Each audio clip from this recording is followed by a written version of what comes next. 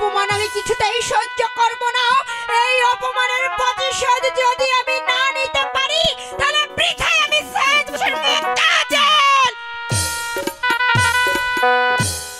করি বন্ধুর গো আশায় আমি করি বন্ধুর গো আশা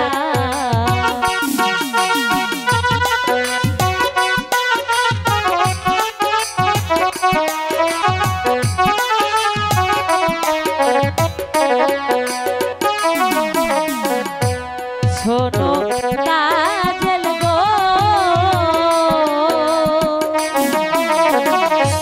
মনা জেনে প্রেমে মইজনা।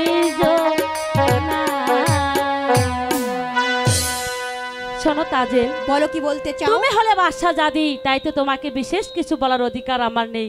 তারপরে তোমাকে আমি একটি প্রশ্ন করতে চাই। বলো বলো তুমি কি বলতে চাও আমাকে? আচ্ছা তাজেল, তুমি বলো তো একটি মাঝি কয়টি নৌকা চালাতে কেন পারে? একটি মাঝি কেবল একটি নৌকায় চালাতে পারে?